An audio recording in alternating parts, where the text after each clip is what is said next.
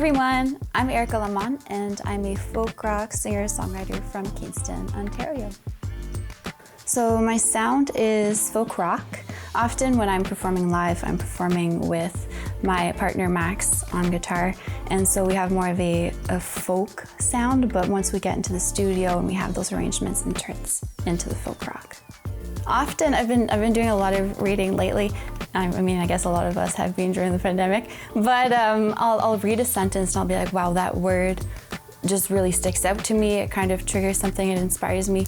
And so I'll head into my studio, my home studio, and I'll just start writing. And sometimes that leads to something else. Sometimes it kind of just ends there. But sometimes a song is born that way. So normally I'll start writing.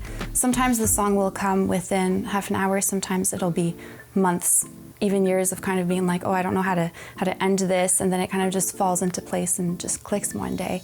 So once I have the song and once I have kind of a basic guitar, like sort of chord structure, then Max comes in, and we spend a lot of time together looking at arrangements, sort of producing and deciding how the musicians, my band, is going to come on board and have their own parts. Normally the way that we do this is by starting a session, like a studio recording session. So we'll start it. Normally we'll track the voice and the guitar first, just the very basic parts.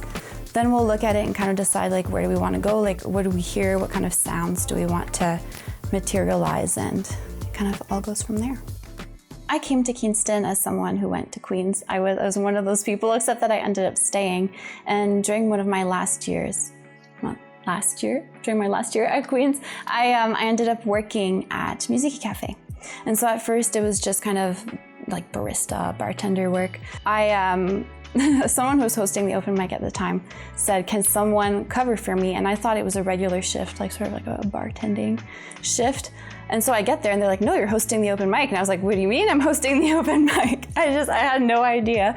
So that's how I hosted it for the first time. So at first I would kind of just randomly fill in if, I think it was Jonas at the time that was doing it, if he couldn't do it, and then after a while he had to kind of move on to other things, other projects, and so he asked me if I wanted to do it, and I thought, sure. So I did that for a couple of years and I really, really loved it because Kingston has such a vibrant music scene, and it was so cool. I actually made friends through the open mic, just people who would come every single week almost, and you kind of build friendships from there. And yeah, I was just really struck by the talent that we have, and I also really loved how welcoming the scene was. You know, sometimes you would get beginners who were doing their first performance, and it was all about just being very welcoming and creating that really inclusive environment for everyone, and it felt good. And then sometimes you would have some people who were just amazing, you know, music professionals, and they would come and just like bang out an incredible performance, and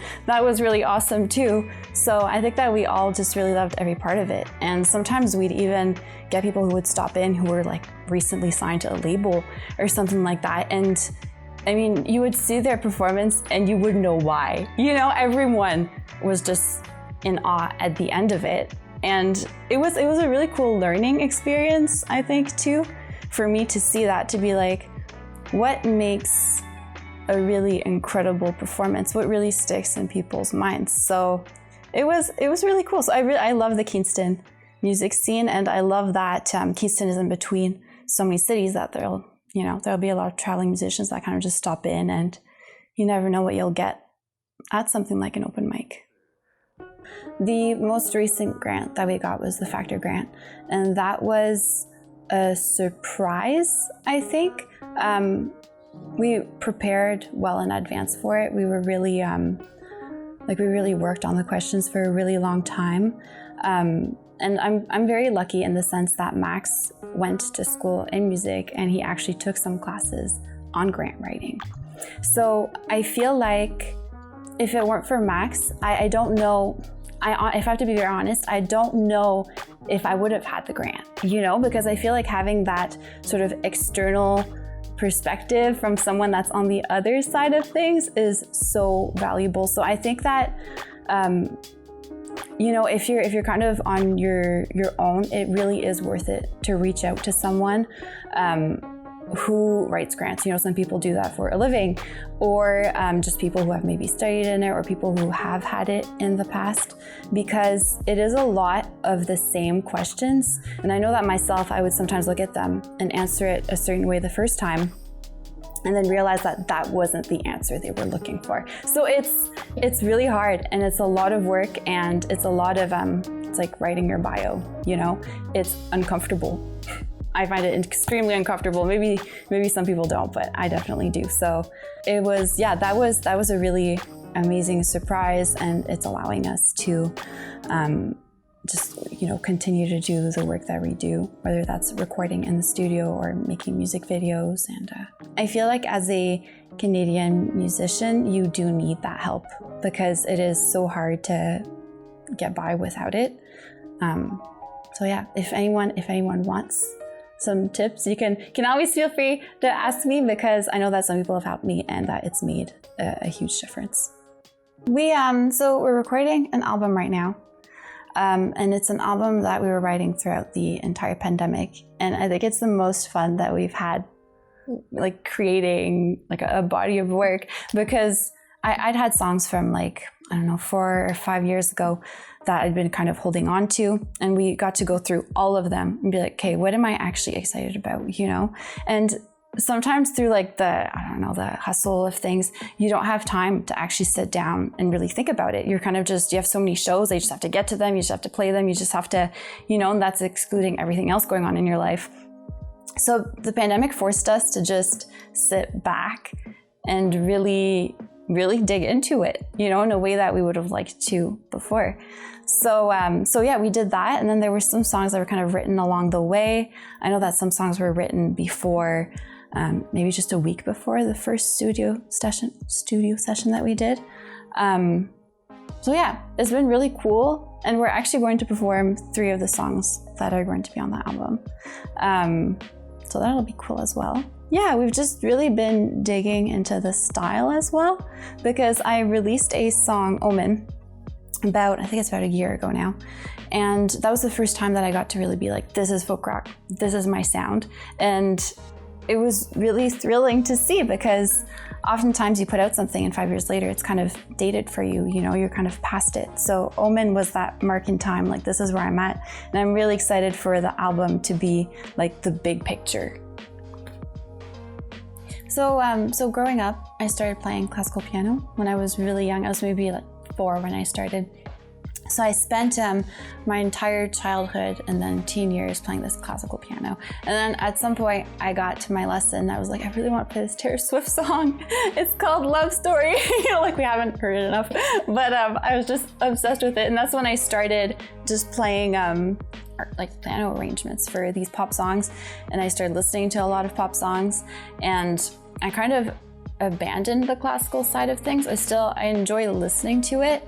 But I haven't even played the piano in years and years and years. So I left that behind and kind of just started playing the guitar. But yeah, I was really inspired by, I think, the melodies in pop songs. I just loved that it was catchy, and I kind of wondered, how is it catchy? You know, what makes it that way? I remember writing my first song, and I think that's always a bizarre moment for people because you never know what you're doing. You kind of just sit down, you're like, okay, I'm doing it, you know, I'm about to do it. But for me, I was looking at Taylor Swift songs back then because I thought I love the way that she tells stories.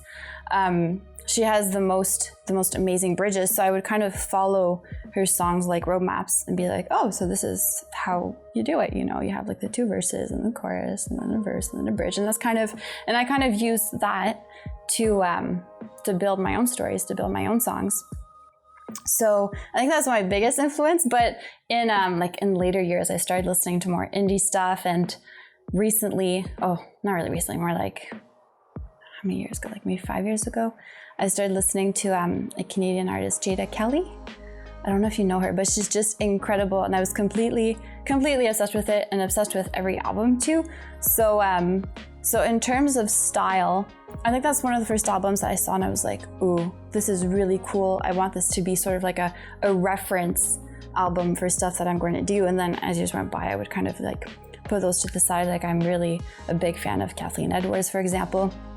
And I think that, yeah, as you kind of put those albums to the side and go, I really like this, there's little parts in it that I love, you start to kind of realize like, oh, this is, you know, influencing my sound, and it's a good thing, you know? I think I have two favorite performances, but they're completely different. So I'll go with the first one. The first one was part of my tour that I did a couple years ago, and it was one of the very first gigs, and it was one that we did on Wolf Island, a house concert. And these people had contacted us. Well, no, we met them years prior at what was it? I think maybe the Kingston Women's Art Festival. Anyway, we had never met them. They kind of came up to us after a gig. They were like, hey, we'd like you to, you know, perform maybe sometime for us. Like, we have a beautiful home on Wolf Island, you know, we have like friends over sometimes. Maybe it could be something, you know, that we could maybe do. And they said, how do you feel about August 26th? And then I turned to Max and I said, oh, I don't think we have anything that day. And Max said, honey, we're getting married that day. That is our wedding day. And I was like, oh. So anyway, it was a fun start. So then we did end up doing it years later, and it was just absolutely beautiful. Their home was a complete oasis. They did organic farming, so it was just absolutely beautiful on the side of the water. So that's the first one. And the second one is the one that we recently did. We, as part of the the Francophone band, and it was Trior, which is the Francophone Music Awards in for here, and it was really cool because we got to do it at the National Arts Centre in Ottawa, and we were very lucky because, like, at the time, I think at the time they had just shut down performances, or maybe they were in one of the phases. It changed so much, it's hard to remember what was what, but because it was being broadcasted on TV, it counted as a TV program. So things could still happen. But it was just crazy because I think it was exactly 2 minutes and 20 seconds, maybe, the performance. And it was like, everything had to be exactly on the dot because it was this huge TV production. And it was like, you'd be out, the camera would be, you know, onto the next person, and you had to freeze and but, you know, still be kind of like smiling in case the camera would come and look at you, and then the person giving you cues would be like, okay, off you go, and the next person would be on, and it was just so many things happening at the same time. But it was, I don't know, it was wild. It was such a thrilling experience. It was kind of our first time doing that too, and we hadn't performed live during like almost the entire pandemic, so it was pretty nerve-wracking, but also really thrilling to get on there for exactly 2 minutes and 20 seconds and be like, okay, I can't mess this up, but also I really want to soak in this really cool thing that we're doing. And yeah, it was cool. I find that the performances where you have one song are the most nerve-wracking too, because you don't have any time to ease into it. It's just like, you have to be on right away. So I think that every relationship I've been in has definitely made it into multiple songs. A lot of them have probably never been played and probably never will be.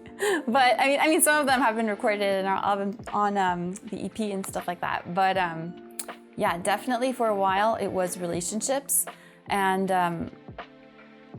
now it's different because I feel like after a while you're like, oh, I'm in a good relationship. What do I do? You know, like there's this kind of cliche of like, I don't know if it's a cliche, but artists like having a hard time creating when everything's going well. You know, it's almost like the chaos is just giving you all these ideas, and having to learn to write without those like angsty things and without making up angsty things, because I also went through that where I was like, well, I can make something up, you know, I can do that, which is like, you know, sometimes okay, but having to just really observe different things and kind of, I don't know, think about things differently and maybe just incorporate it into your songwriting, because I know that I tend to think deeply about just relationships to everything. Like, it doesn't need to be like, you know, a relationship to community, a relationship to friends, like just the way that things kind of live together, and, you know, just experiences. So for me, I think it was more about shifting the focus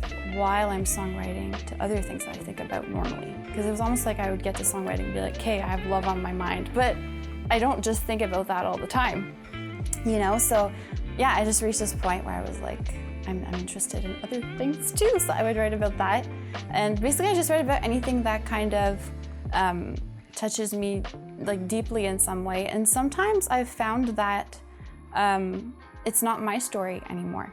You know, sometimes I kind of see songs like, almost like they're kind of like floating in the air, and you know, it might kind of come by and be like, oh, like, do you want to write me? And if you don't, kind of just goes and floats, and maybe someone else will write it. But sometimes you're like, oh, this is interesting. I don't really know where it's going, but I kind of want to know more about this. And it almost feels like you're kind of excavating something, you know, you're digging, and eventually you have the whole song, and it didn't have anything to do with you. So I've had some of those songs that I really, really enjoy as well. I recently had one, I think it came out maybe like a month ago. Well, not came out, sorry. Came out of, you know, writing. Yeah, and it was pretty cool. I was like, this is fun. I like it. I think, you know, if you just keep writing, you kind of learn new things about yourself and about the craft, and it's neat. But yeah, definitely, I think the question was if I've had life experiences influence my writing. Yeah, definitely. Thank you so much for watching. It's been really great getting to share this moment with you. If you'd like to keep in touch, please feel free to follow me on social media. I'm on Instagram at Erika Lamon Music. Or I also have a website, erika.lamon.com. I'm going to have an album coming out soon, so you can keep an eye out for that.